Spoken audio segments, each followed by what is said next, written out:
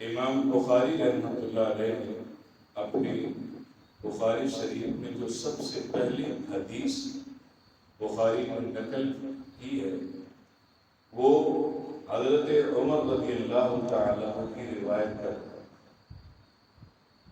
اور سب سے پہلی حدیث جو نقل کی ہے حضور نے فرمایا انما الاعمال بالنیات، سارے کے سارے عمل نیت کے بھروسے پر، سارے کے سارا عمل نیتوں کے ساتھ منحصر ہے۔ یہ حضور کا ارشاد ہے تو امام بخاری رحمۃ اللہ علیہ نے سب سے پہلے اپنی بخاری میں اس کو نقل کیا۔ ایک دوسری حدیث ہے ابو ہریرہ رضی اللہ تعالی عنہ کی، وہ مشکات شریف کی حدیث ہے۔ حضور فرماتے ہیں کہ ان العبد اذا صلى بالعلانیہ فاحسن، کہ جس بندے نے نماز پڑھی اور اعلانیہ طور پر پڑھی فاحسن، تو اس نے اچھا کیا۔ وصلى بالسر، اور جس نے چھپ کر خفیہ طور پر نماز پڑھی فاحسن، اس نے بھی اچھا کیا۔ قال اللہ تعالی، اور حضور فرماتے ہیں کہ پھر اللہ فرماتے ہیں ھذا عبدی حقا، یہ جو میرا بندہ ہے نا جس نے اعلانیہ طور پر بھی نماز پڑھی اور چھپ کر بھی نماز پڑھی، یہ میرا سچا بندہ ہے۔ یہ دو حدیثیں میں نے آپ حضرات کے سامنے آج کے اس درس میں نے پڑھی۔ پہلی جو حدیث ہے وہ اعمال کی نیتوں کے ساتھ متعلق ہے کہ جس کا عمل نیت کے ساتھ درست ہوگا اس کا عمل قابل قبول ہوگا۔ عبادت تب قبول ہوگی جب نیت درست ہوگی، عمل تب قبول ہوگا جب نیت درست ہوگی۔ تو سب سے پہلے امام بخاری رحمۃ اللہ علیہ نے اس حدیث کو نقل کر کے ایک نقطہ بیان کیا، اور وہ نقطہ کیا ہے کہ میں جو حدیث اس کے بعد درج کرنے والا ہوں، امام بخاری رحمۃ اللہ علیہ لکھتے ہیں کہ جو حدیث اس کے بعد جتنی میں درج کروں گا تو سننے والا، پڑھنے والا اور اس کو یاد کرنے والا یہ اچھی طرح سے سمجھ لے کہ سب سے پہلے اپنی نیتوں کو درست کریں۔ تو سب سے پہلے اس حدیث کو نقل کرنے کا مقصد امام بخاری رحمۃ اللہ علیہ کا کہ جو حدیثیں ابھی پڑھنے والا پڑھے گا یا پھر سننے والا حدیث رسول اللہ صلی اللہ علیہ وسلم سنے گا، اس کو چاہیے کہ اس سے پہلے کہ وہ مزید حدیثیں سنے، اس سے پہلے کہ وہ مزید حدیثیں پڑھے، اس سے پہلے اپنی نیت کو درست کریں۔ تو یہ عمل سارے ان عمل کے ساتھ متعلق ہوتا ہے جن جن کے ساتھ یہ مضمون آتا ہے۔ مطلب نماز کے لیے کھڑے ہوں تو نیت کو درست کریں، عمرے کے لیے جا رہے ہیں نیت کو درست کریں، کسی کی مدد کر رہے ہیں نیت کو درست کر لیا، مسجد میں کچھ دے رہے ہیں نیت کو درست کر لیا، کسی غریب کے ساتھ بھلا کر رہے ہیں نیت کو درست کر لیا۔ ہمارے عمل کے اندر ریا کا اور دکھلاوے کا عنصر نہ ہو، حضور نے فرمایا کہ یہ عمل کے ساتھ منحصر ہے، نیت کے ساتھ منحصر۔ پہلی حدیث۔ دوسری حدیث اسی کے متعلق اسی مضمون سے ملتی جلتی ہے، وہ حضرت ابو ہریرہ رضی اللہ تعالیٰ عنہ کی حدیث ہے۔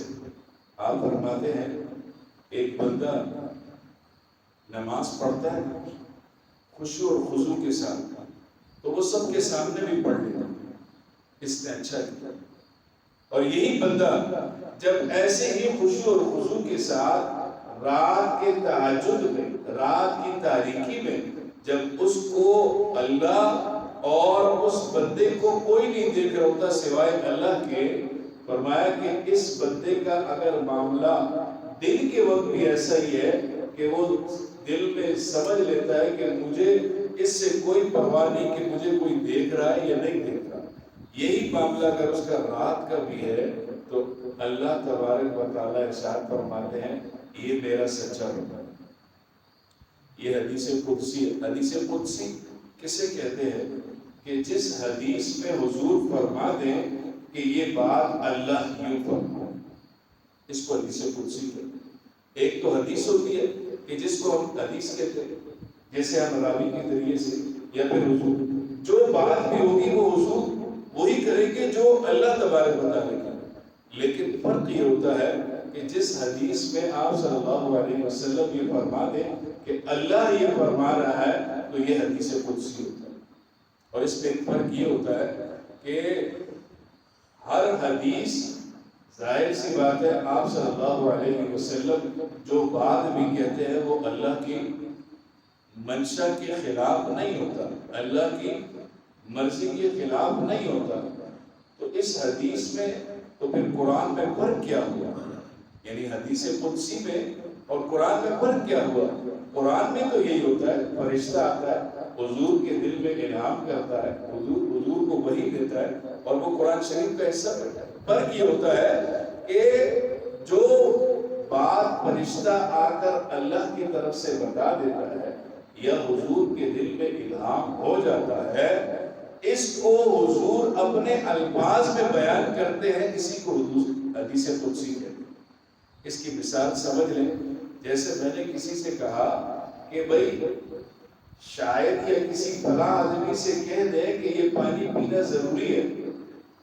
اب ایک شخص گیا اور میرا پیغام لے کر گیا اور اس شخص نے کہا شاید یہ پانی جو ہے یہ تم لازمی پیو گے، تو مطلب تو دونوں باتوں کا ایک ہے لیکن الفاظ بدل گئے۔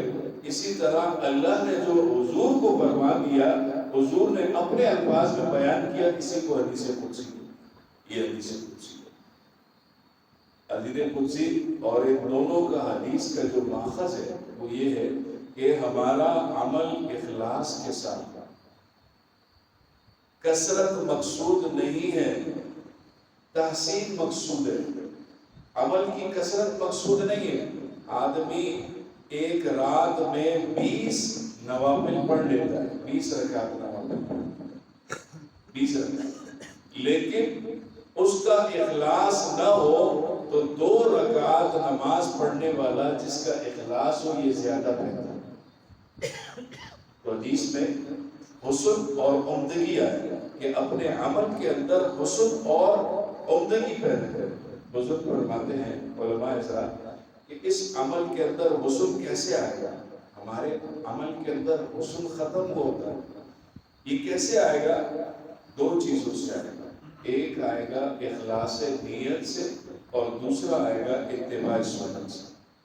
یہ 2 چیزوں سے ہمارے عمل کے اندر عمدگی آئے گا، تحسین آئے گا۔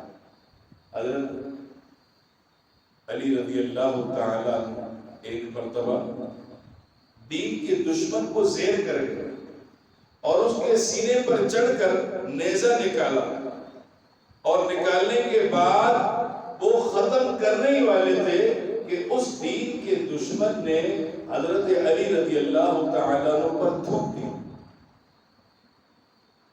تو حضرت علی رضی اللہ تعالیٰ عنہ نے فوراً اسے چھوڑ دیا، فوراً چھوڑ دیا اور کہا کہ جا، میں نے اس لیے چھوڑا ہے کہ پہلے میں جو تجھے قتل کر رہا تھا وہ خالصتاً اللہ کے لیے کر رہا تھا، خالصتاً اللہ کے لیے کر رہا تھا۔ اب جب یہ عمل تو نے کیا تو اس میں میرا غصہ شامل ہو گیا، اس میں میرا غصہ شامل ہو گیا۔ اب میری وہ کیفیت نہیں رہی ہے جو میری پہلے کیفیت تھی، یہ اخلاص تھا، اس لیے میں نے چھوڑ دیا۔ پھر اس اخلاص کا ثمرہ یہ ہوا کہ وہ جو دشمن دین کا تھا وہ حضرت علی رضی اللہ تعالیٰ عنہ کا دوست بن کر اسلام کو ملا۔ اخلاص مقصود ہے نہ کہ تکثیر مقصود ہے، کثرت اعمال مقصود نہیں ہے بلکہ اخلاص مقصود ہے۔ لِيَبْلُوَكُمْ أَيُّكُمْ أَحْسَنُ عَمَلًا، سورہ ملک کے اندر آیت نمبر 2 اللہ تبارک و تعالیٰ ارشاد فرماتے ہیں یہ اس لیے عمل ہو رہا ہے، دیکھا جائے گا کس کا عمل زیادہ خالص ہے۔ یہ جو عمل کرتے ہیں نا، یہ اس لیے تاکہ دیکھا جائے گا کہ کس کا عمل زیادہ خالص ہے۔ جس کا عمل خالص ہوا اسی کا عمل قبول ہوا، جس کا عمل خالص نہ ہوا وہ عمل رد کر دیا۔ اسی لیے فرمایا کہ جو کام بھی کیا جائے میرے بھائیوں، جو کام بھی کیا جائے وہ خالصتاً للہ کیا جائے۔ جب اللہ کے لیے آدمی کرتا ہے نا تو پھر اجر بھی اللہ سے مانگتا، پھر اجر کس سے مانگتا؟ پھر اللہ سے اجر مانگتا نا۔ جب اللہ کے لیے عمل نہ ہو تو پھر یاد رکھیں، پھر اللہ سے اجر نہ مانگے، پھر اللہ اجر نہیں دیتے، پھر اللہ اس عمل کا بدلہ دنیا میں عطا کر دیتے، پھر آخرت کے لیے کچھ نہیں کرتے۔ یہ اس حدیث کا ماخذ ہے۔